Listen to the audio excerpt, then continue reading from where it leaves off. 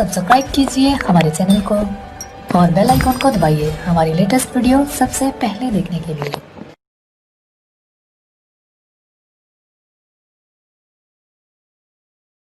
औज़ुबिल्लाहिमिनश्शैतानिर्रजीम बिस्मिल्लाहिर्रहमानिर्रहीम। अल्लाह ताला के बाबरकत नाम से आगाज़ करते हैं। अस्सलामु अलैकुम all dear students, this is professor Ahmad Naseem Khan and I welcome all of you on my channel Knowledge Seeking. Today our topic which we are going to explore is work breakdown structure and project schedules. Let's start the topic. If you want to know WBS work breakdown structure, there are basic items that you need to know and understand as a project manager. First one is what makes my entire project in simple scope. What are my start and completion date mean period of project. Third one is how much is project going to cost mean budget. Over the year, it was determined that the project manager needed a tool to help capture and control their project scope. For this led to the development of a work breakdown structure, in simple WBS. Let's see work breakdown structure. If we want to understand work breakdown structure, we can say that WBS is a tool that defines three aspects. One is define the project. Second one is groups the project discrete work element in a way that helps organize. Third aspect is define the total work scope of the project. These are the three aspects we see in WBS. Organizational breakdown structure through a diagram.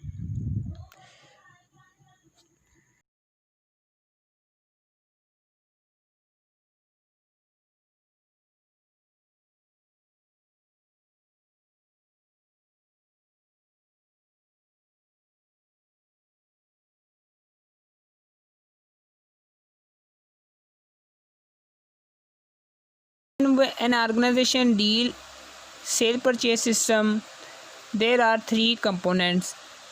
First components is purchase. Second components you can see inventories, and the last component is sale. Every component has further two contents or departments. First one we see purchase. Purchase has two aspects. First one is purchase invoices, through purchases are happened regarding requirement, and second one is purchase return. When we have defective purchases, we will return to our vendor. Second component of sale purchase system is inventories. In inventories, when we purchase some articles, we store to the store as a stock. And second is purchase order. In sale, we see sale invoices and sale return. It is opposite to purchase. OBS, we can simply say it indicates the organizational relationship and is used as a framework for assigning work responsibilities. Through this example, we can see an organization has sale purchase system database team, purchase sub team 1, inventory sub team 2, and a sales sub team 3.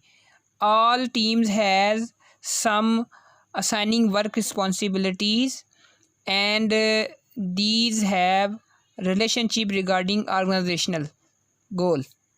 Let's see responsibility assignment matrix or RAM. Merging the WBS and OBS, the project manager creates a responsibility assignment matrix in simple RAM. The RAM display the lowest level of both the WBS and the OBS. The integration identifies specific responsibility for specific project tasks. It is at this point that the project manager develops control accounts or work packages. Let's see the second component of our topic. What is project schedule? The project schedule is a calendar that links the tasks to be done with the resources that will do them. Before a project schedule can be created, the project manager must have a work breakdown structure and estimates. The schedule is a part of project plan. Let's elaborate scheduling concepts. First, efforts versus duration. Effort represents the work required to perform a task. Effort is measured in person hours. It represents the total number of hours that each person spent working on the task. When we discuss duration as compared to effort, the duration is amount of time that elapses between the time the task is started and the time it is completed. So we have two aspects. Duration is measured in hours, days, weeks, etc. It does not take into account the number of people performing the task. In number 2, we see slack and overhead regarding scheduling concept. Slack. Slack is the amount of time which any of the tasks can be delayed without causing the due date of final task in the sequence to be delayed as well. In slack, a tight schedule has very little slack. A delay in any task will cause a delay in the due date. Work expand as to fill the time available its completion, Parkinson law says.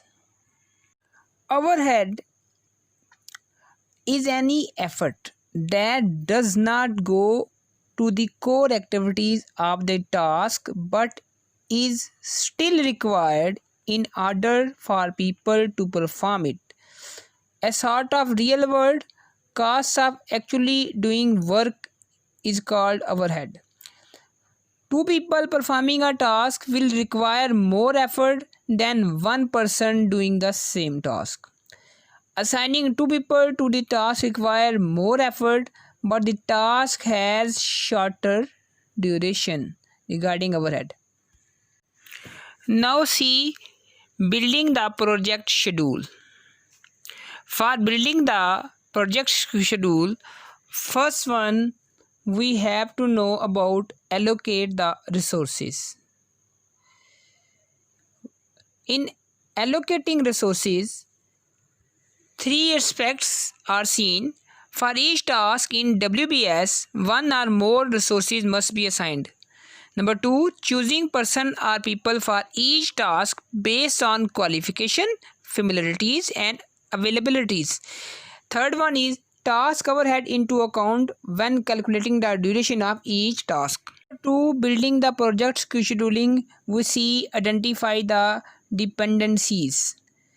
A task has a dependencies if it involves an activity, resource, or work product which is subsequently required by another task. Tasks may be dependencies because they require the same resources. Every dependency has a predecessor or a task that must be begun, in progress, or completed for another task to be begin. Last one in identify dependency, we see identify the type of predecessor for each dependency. Building the project schedule, third component is create scheduling. In create scheduling, both project schedules are representing using a Gantt chart. The Gantt chart shows task, dependency, and a milestone using different shapes. Number 4, in building the project schedule is reconcile the schedule with the organization's need. In it, 4 aspects we see. First one is once resources are allocated to each task, a final date can be calculated. Second, if this date is unacceptable, the project plan must change. Third, either additional resources must be allocated to the project or the scope must be cut down. Fourth one, Brooks Law, which means some tasks can only be done by one person no matter how critical they are. Regarding Brooks Law, building the project schedule, next component is add review meetings to the schedule. Add review meeting to the schedule, we can see progress reviews are meetings held regularly to check the progress of a project versus is scheduled progress. Milestone reviews are meetings which the project manager schedules in advance to coincide with the project event. In it, the most common way for the project manager to handle the milestone review is to schedule them to occur after the last task in a project phase, such as the end of design or programming, we can say. Building the project schedule, next step is optimize the schedule. In optimize the schedule, we have two aspects. First one is the critical part is the sequence of the task that represent the minimum time required to complete the project. For further explore this point, if a task is only on the critical path, when delaying that task will delay the project. Allocating the resources to the task on the critical path will reduce the project schedule. Allocating them to other tasks will have less effect. Next step in optimized scheduling is our resources is over allocated if more than 100% allocated to multiple tasks simultaneously. If any resource is over allocated, it means that there is a dependency between two tasks which was not discovered. When this happens, the schedule is guaranteed to be inaccurate. Next, we see don't abuse buffers. A buffer is a task added to the schedule with no specific purpose except to account for unexpected delays. We are going to explore it. This practice involves either adding extra tasks or padding existing tasks at strategic point in the schedule where overruns are expected. Buffer can be useful on a year-long project. Every programmer will take 2 weeks of vacations. Buffers can be used to account for this known delay. Buffers are often abused. This idea that overruns are expected means that there is an implicit assumption that estimate is incorrect. Buffer should not be used to add time to compensate for an inaccurate estimate. Here is the end of today's topic, WBS and project scheduling. If you like the lecture, kindly share it, subscribe our channel, also click the bell icon. Thank you very much for your precious time. Take care of yourself. Inshallah we will see in the next lecture. Khuda Hafiz.